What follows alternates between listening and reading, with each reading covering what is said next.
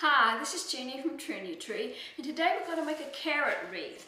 I have this triangle shaped form from Unique in the Creek. It's made out of plastic, has holes in it. Well, today we're going to turn it upside down and make a carrot wreath. We're going to use some zip ties, and I have 2 rolls of mesh. This is 10" by 10 yards. It's orange metallic mesh, and what I'm using is RE136620.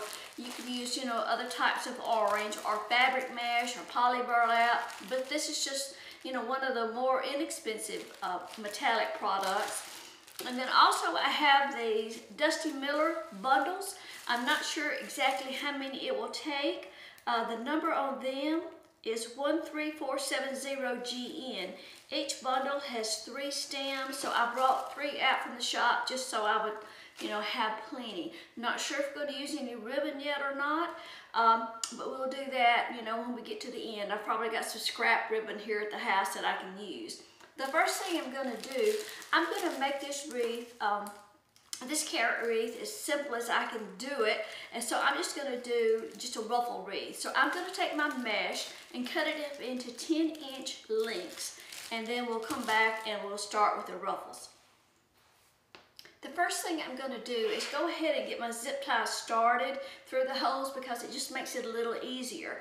Now, the size of the zip tie depends on, what you like to work with, but you want one that has a head small enough that it's going to fit through the hole, okay? And you'll need some wire cutters. So I'm not securing these.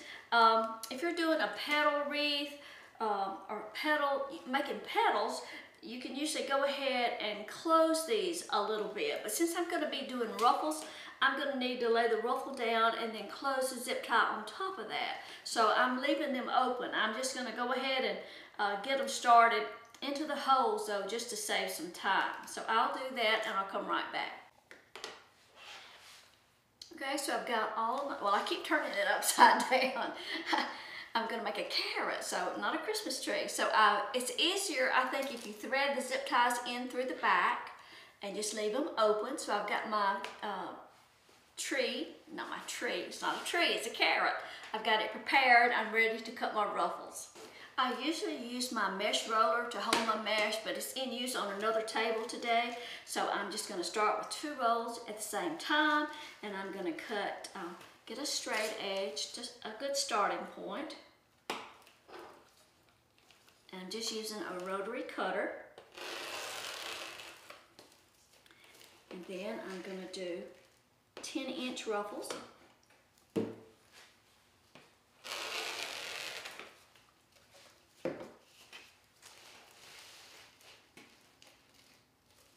So I'm going to cut all this mesh into 10" lengths. And then when I get it all cut, I'll come back and we'll start making some ruffles. Okay, now I've got all my mesh cut. It's all cut into 10" pieces. And what I'm going to do is take a piece and I'm going to kind of roll the edges in a little bit. Flip it over, kind of roll the edges in a little bit, and then just scrunch it up and make a kind of a ruffle with a little bit of a curl. Flip it over. That's going to kind of get some of your raw edges toward the inside.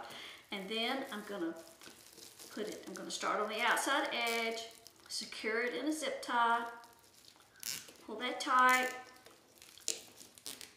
and you can cut your zip ties off now or wait till you get through either one.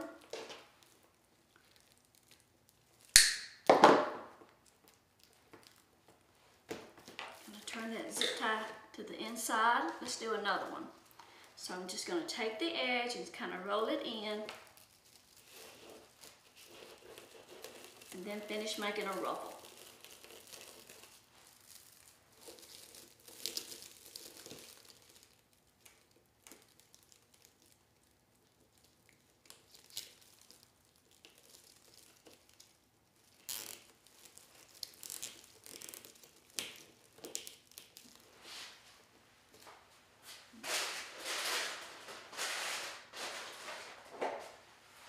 You've got some needle nose pliers, it helps to get those zip ties tight.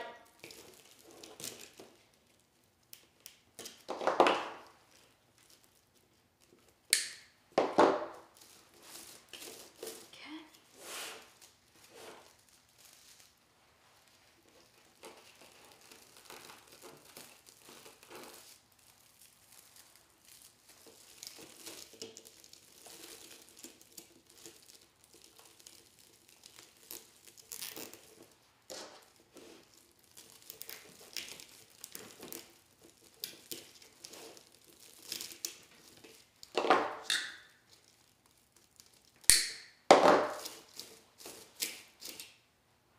And we're just going to continue working.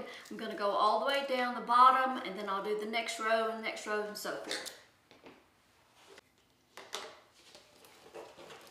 Okay, so there is the first row. Now that's the top. And when you first look at it, you think, well, I'm not sure that this is going to cover the board. But I believe when we start with that second layer, so you're going to have to kind of push those ruffles back out of the way to get that second layer in there. I think when we get done, 2 rolls of mesh is going to cover this board fine, okay?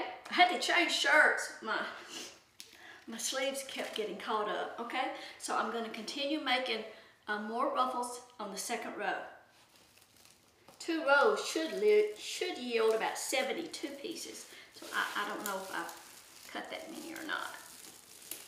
65 is what I need. And I've got that one in wrong. So I've got to take that out and put it in right.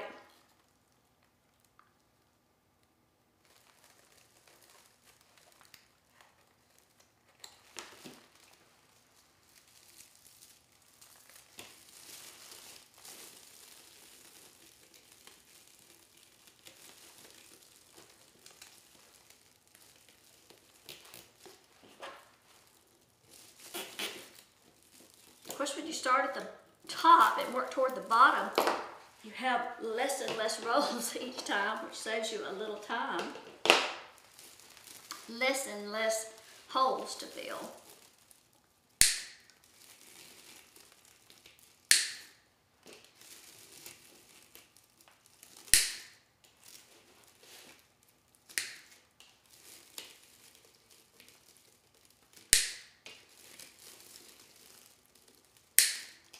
You want to be sure and use your wire cutters for snipping these ends off because it'll ruin your scissors. Okay, that's looking good.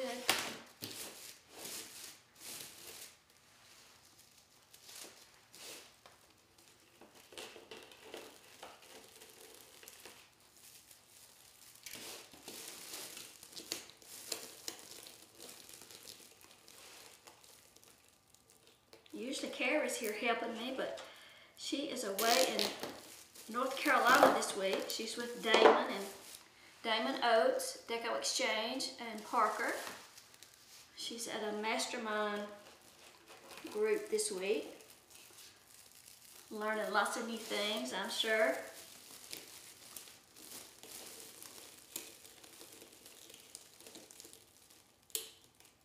And if you've seen people use this Unique in the Creek board, you'll see it used different ways. Of course, there's different ways of making carrots. This certainly is not the only way.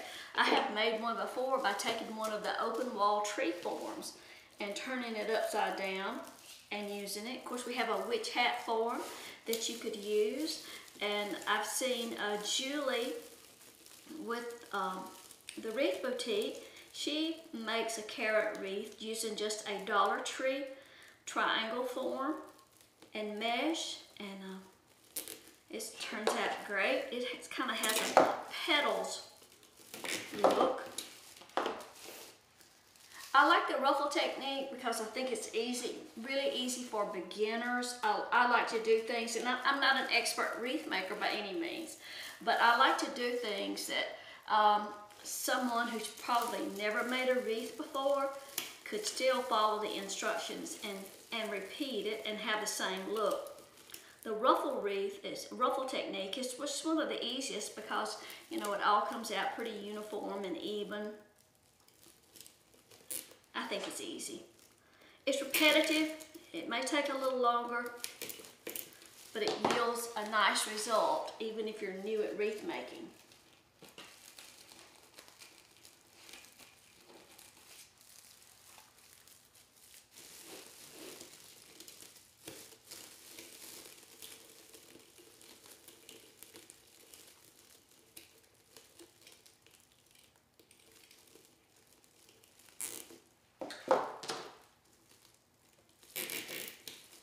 I tell you, securing these zip ties will wear your fingers out, so you probably want to get, you know, a needle nose pliers for sure.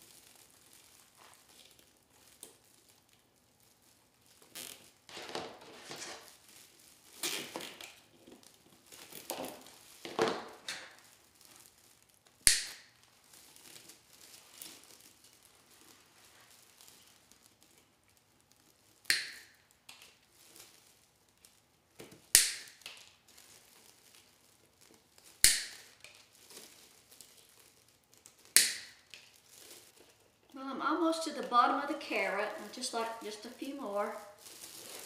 2 more rows. So we're just about done. I did put all the ruffles going in the same direction.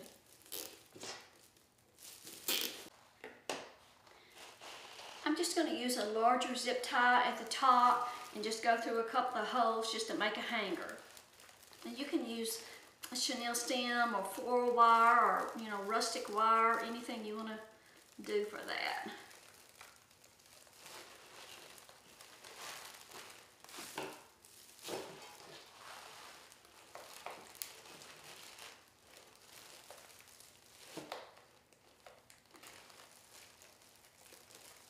Trying to not get in my hot glue over here.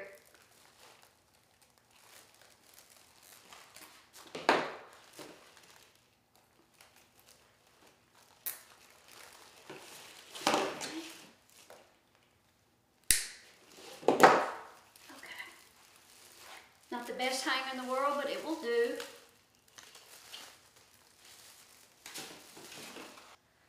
I took the Dusty Miller bundle, and that's the length of the stem on the bundle, and I went ahead and cut it off a little bit shorter for this first bundle, and I'm just going to kind of spread those limbs out. I want to put some, you just have to tuck it in back there and, you know, use some hot glue, but I wanted some to kind of come down to the front. And then I want another layer that's a little taller and another layer that's a little taller. So anyway, we'll try this and see how it does. I've got my hot glue over here.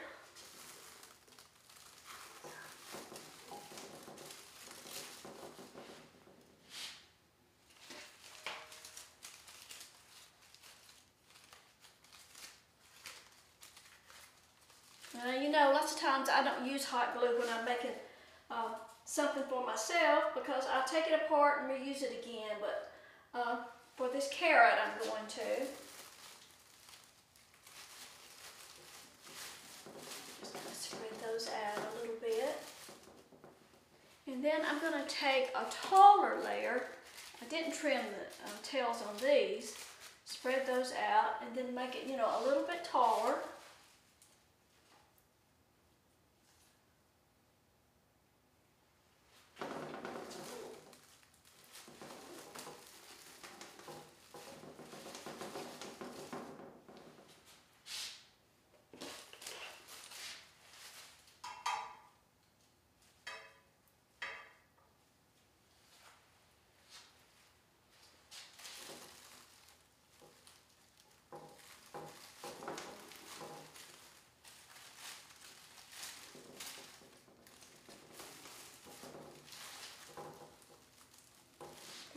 Too long.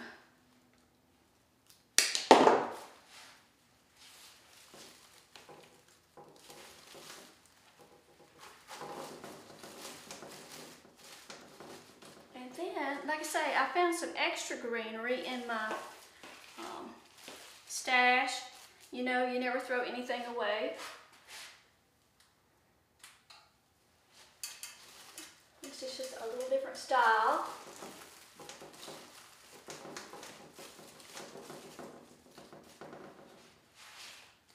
And then some extra also I found in my stash.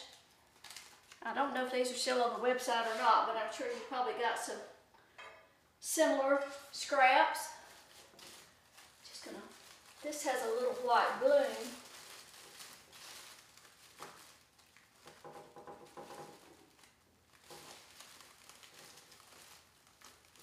Just have to find a place to get it in there where it doesn't go through the ruffle.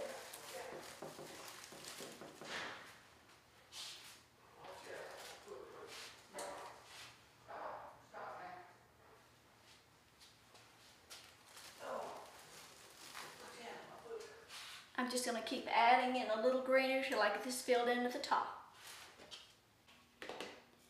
Well, I'm sorry y'all, my husband came in from playing golf and didn't know I was doing a video. So just fill in the top with as much greenery as you like to make it as full as you like.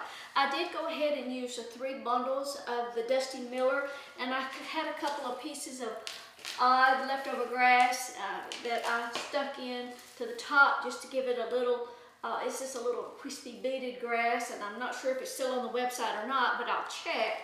But just some odds and end pieces that I had left, and just hot glue those in.